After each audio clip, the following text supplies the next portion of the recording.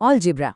ఈ పేరు వినగానే చాలామందికి స్కూల్ రోజులు, అంతుపట్టని ఎక్స్లో వైలో గుర్తొస్తాయి కదా. నిజ జీవితంలో దీనికేం పనిలేదని చాలామంది అనుకుంటారు. కానీ మనం ప్రతిరోజూ ప్రతి క్షణం తెలియకుండానే ఆల్జీబ్రాను వాడుతున్నామంటే నమ్ముతారా? వింటే ఆశ్చర్యపోతారు. సరే, ఈరోజు మనం మన జీవితంలో దాగి ఉన్న ఆ గణిత రహస్యాలను బయటపెడదాం. ఇదేదో ఊరికే చెప్పిన మాట కాదు, ఇది అక్షరాలా నిజం. ఉదాహరణకి, కూరగాయల మార్కెట్లో బేరమాడేటప్పుడు, ఫ్రెండ్స్తో ట్రిప్ ప్లాన్ చేసేటప్పుడు, లేదా సింపుల్గా నెల బడ్జెట్ వేసుకునేటప్పుడు మన మెదడు మనకు తెలియకుండానే ఒక గణిత శాస్త్రవేత్తలా పనిచేస్తుంది. అసలదిలా సాధ్యం? పదండి చూద్దాం. సరే, మొదటిది మారువేషంలో సమీకరణాలు. అంటే మనకు చాలా మామూలుగా అనిపించే పనులు వెనుక పెద్ద పెద్ద గణిత సమీకరణాలు దాగి ఉంటాయి. వాటి ముసుగునిప్పుడు తొలగిద్దాం. ఓసారి మార్కెట్కి వెళ్ళామనుకుందాం.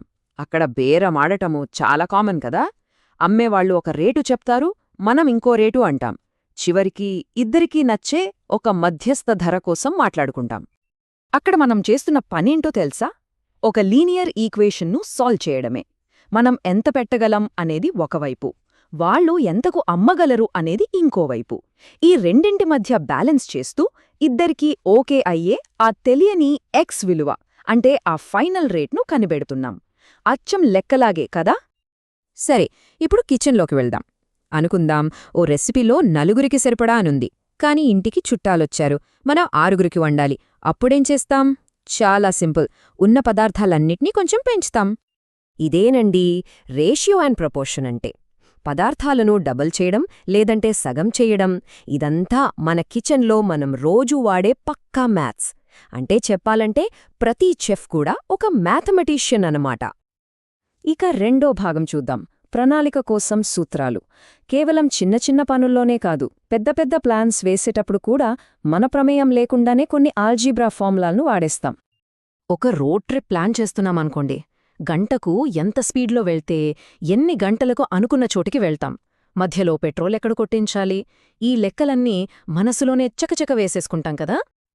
అసలు ఇదంతా మన బ్రెయిన్ ఎలా చేయగలుగుతోంది? ఎందుకంటే దూరం, వేగం, సమయం, ఈ మూడింటి మధ్య ఉండే ఒక రిలేషన్ని మన బ్రెయిన్ ఆటోమేటిక్గా క్యాలిక్యులేట్ చేస్తుంది. అంటే మనకు తెలియకుండానే మనం సైన్స్లో ఉండే బేసిక్ స్పీడ్ ఫార్ములాను వాడేస్తున్నాం.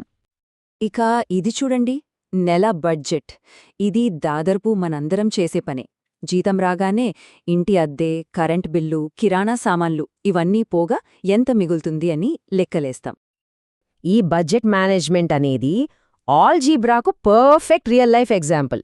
ఇక్కడ మన జీతం ఒక వేరియబుల్ అయితే, ఖర్చులన్నీ వేరే వేరియబుల్స్.